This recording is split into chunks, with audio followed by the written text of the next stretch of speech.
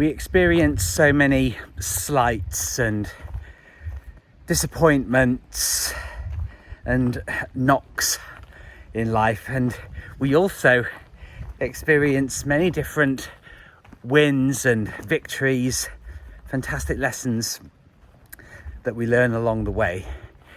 The most effective strategy that I've found that works for me is acknowledging the fact that all of these things have passed, and we're always in a position to keep progressing with as much knowledge as that every single stage we've been doing our best. And it's always so very easy to judge things in hindsight and say, oh, I shouldn't have done that, and oh God, that was a mistake, and oh, I regret this. But it's always after the fact, isn't it? You know, we can't predict the future much as we would like to. But certainly I know from my part that understanding human nature really does help.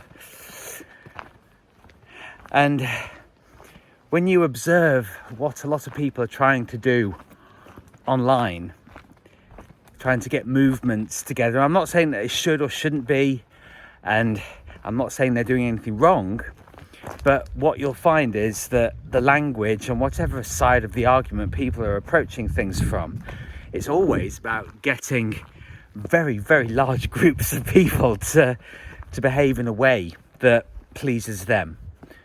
And you've always got to be cognizant and aware that tyranny is a desire that we all have. Wouldn't it be wonderful if people just followed my plan? Then everybody would be able to agree, and we believe that harmony lies in this method, and of course it doesn't. But the desire to control other people is such a handicap, because you ultimately realize everybody is moving in different directions. They have different wants, needs and desires, and of course everybody has their own unique fuck-uppery. Good luck trying to overcome that all in one go.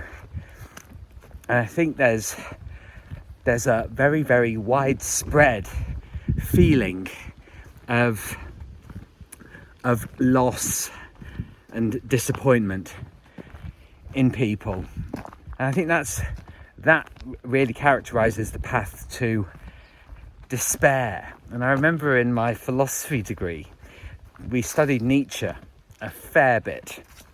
And I can't remember which book it was, and I'm going to butcher the quote. But I remember it being quite witty at the time, because Nietzsche was commenting that, yes, there was a widespread dissatisfaction amongst the whole of Europe. And I think I kind of found it a bit amusing, because it sounded rather English. Yeah, it was a little bit unfortunate, the world wars. Classic English understatement at its best. But I had a really fantastic experience this morning, because once a week the gardeners visit the apartment complex, and my flat is towards one end above the garages and carports, and it has a fabulous view of the river. But there's a flat section of lawn and then a slope that goes down right into the river, and it's really, really dramatic. But I've been observing that in the last few weeks, the gardeners, we had a set of gardeners who have now retired, and there's a new outfit who are managing the grounds. And sounds grand, that, doesn't it? The grounds. And I was just saying that they sort of left this section of slope down to the river completely untended, and it's really overgrown. And while I was using my gym equipment in the morning, I went up to this young lad. He's an older gentleman and a younger lad doing the gardening. both very nice. And so would you just mind doing me a favour and just trimming this bit here with loads of overgrowth? And once they'd finished, honestly, I can't tell you how satisfying it was to get it done. But the feeling of satisfaction of actually just proactively going up to them and saying, could you just do this for me? Brilliant. So brilliant. And these, to me, are the little wins that make a massive difference, because now that area is cleared, got proper view of, you know, how we should be taking advantage of the river. And then I started chatting with the older chap, the head gardener, and I was saying, right, okay, well, let's move on next week, and over the coming weeks, let's start clearing all of this away. And the truth is, in my mind, I was thinking, oh gosh, what will the other residents think? Will they object?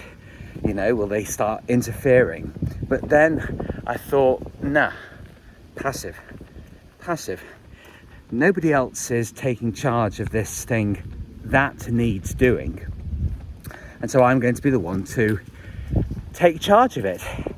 And when they left, after the nice conversation and a plan in place, and this was the really nice bit, seeing how pleased they were to have been given some solid, decisive direction, you know, of what they should be doing. It's very easy to drift in life. I'm just going to turn around and show you. We've got some friends in the background. And they make this, can you hear it? This weird hissing kind of noise. It almost sounds snake-like. But maybe they're just saying, God, look at that man. Isn't he so fantastically well dressed? So handsome and decisive.